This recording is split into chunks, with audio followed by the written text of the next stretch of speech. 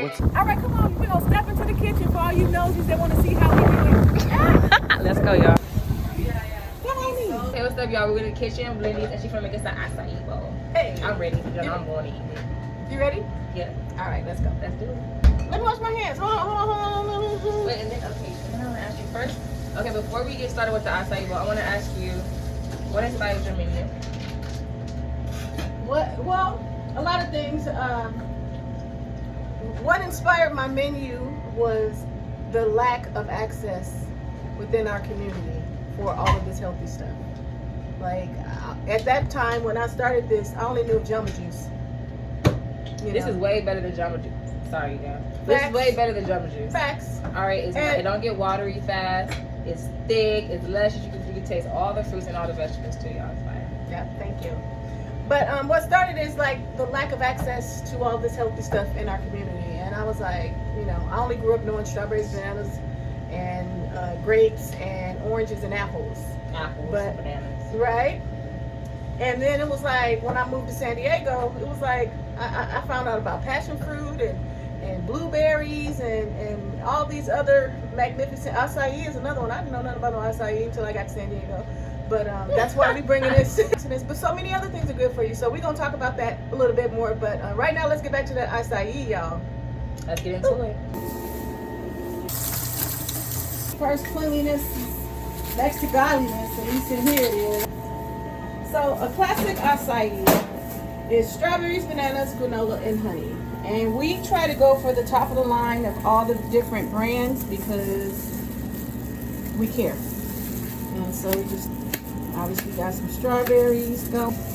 So this is like Think Banana Split but healthy. That's why it's looking like this. We building her up something beautifully.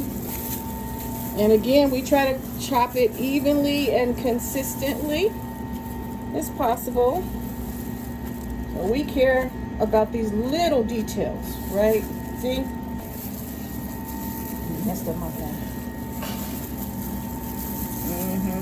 Well, I didn't get my little rhythm right. Anyway, so then we add the bananas. They look good. Thank you. It's gonna taste good too. And we're gonna hit it with this honey right here, girl.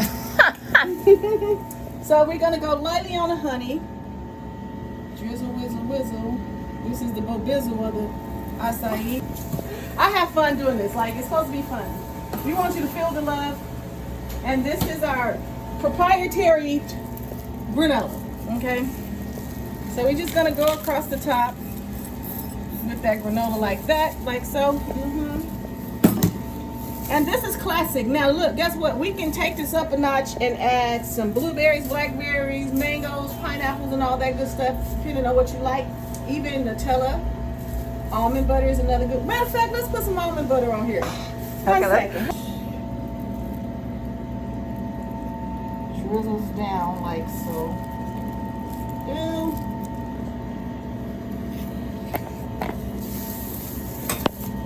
And then this is our signature move that we like to present it.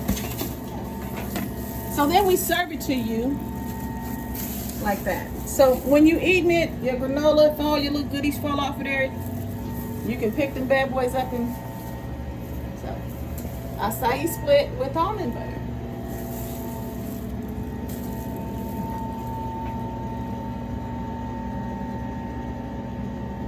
That's how I like it, baby.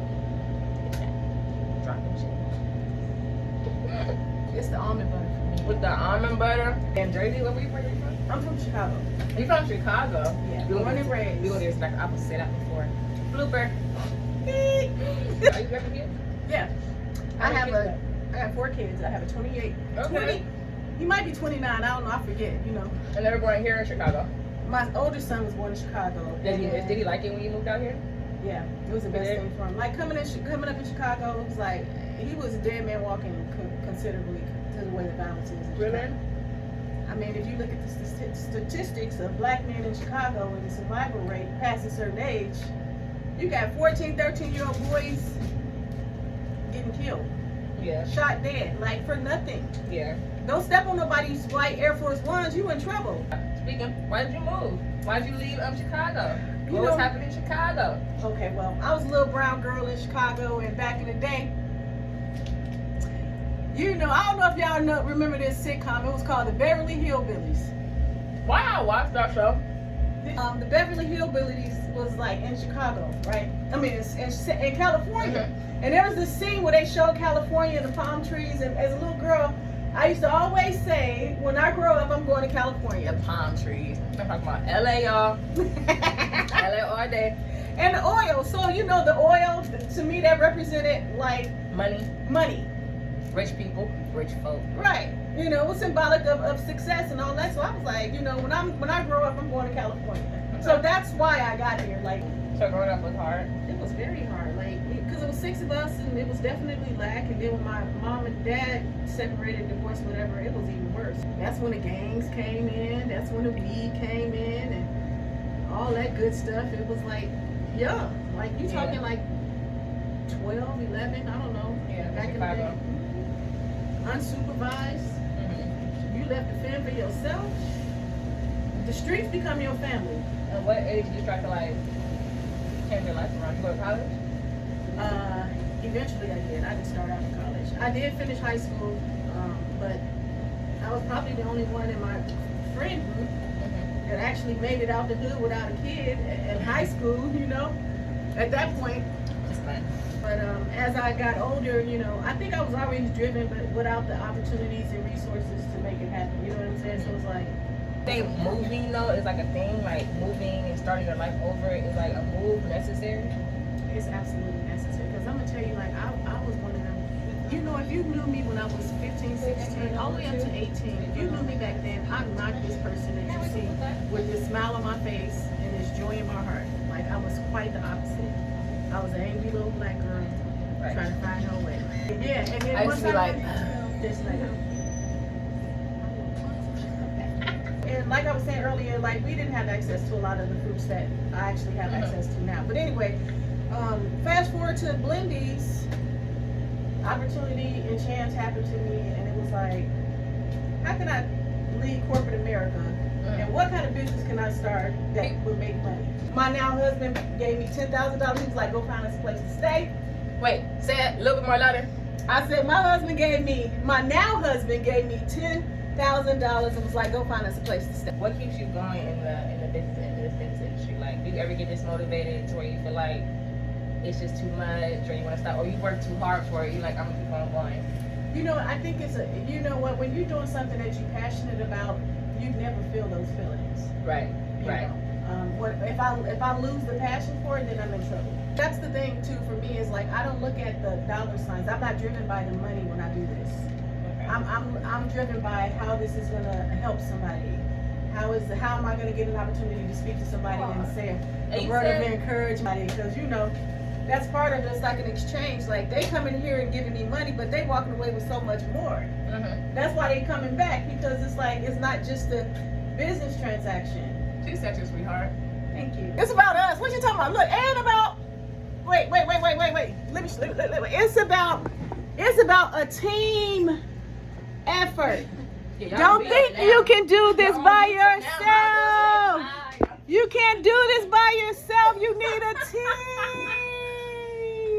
team. Speaking of husband, did he support you? You know, we started this thing together. And when we got to a certain point, like, let me tell you something. Part of this business building process was so hard because every week it was trying to find somewhere to sell these smoothies, right? So you weren't up on the whole vending thing on the street, wasn't like a thing that much? It was pretty, to me, it was still new and still fresh. So, you know, all I knew at that point is I had a good smoothie. I knew how to make a mean smoothie, and you do. The more people tried it, the more they liked it, and that was like, okay, I'm on something here. Making money, it was doing good. It was like, I didn't work 4 hours, and we walked away with $500. Look, y'all, all this time, it's still solid frozen. See that? Solid frozen. Anyway, so, you know, we got to a certain point in the journey, and it started to get difficult. Now, you know, business requires a leader. I'm a strong leader. I'm a vocal leader. I'm an aggressive leader, and especially if I'm put in a situation where I have to make decisions or drive, I'm gonna drive. And so, what's your time? Taurus. Y'all heard that? I was disrespectful. This is a grown man, okay? He didn't like that, and I respect him for not liking that, because he made me look at myself Thank you, Sugar, if you're watching this. It came down to this. If he wouldn't have stepped away, we definitely wouldn't still be married right now. Because everything I was angry about was enough to just say, I'm done. Sometimes when you separate, you guys can like see things clear and you can get back together. So that's good. Exactly what happened. I'm very Because happy let me tell you the miracle that happened in that. The miracle was he eventually started his own business. So my drive inspired him to start his own. So men, let me tell you something. Men, let me tell you something. If your woman is driving, let her drive, because you never know what's on the end of her energy that can benefit you. Okay? Let your lady be great. Okay? Because at the end of the day, they focus on the family unit. They're not focused on themselves. And if they are, it's still going to benefit the family. So happy wife. Happy life. Easiest part of starting a business versus hardest part? The easiest part was going to buy the product. Finding the right products or just going to buy them? The right product. Like finding the quality products was easy. Okay, what's the hardest part of starting a business? Building the right team. Why is that everybody's issues? The right team consists of, first of all, this is a baby. Like, you're not just gonna hand your baby, your infant baby off to They have to love it like you love it. They have to put love in the smoothie like you put love in the smoothie. And then it's like trust. Like the biggest factor with building the right team is the trust factor.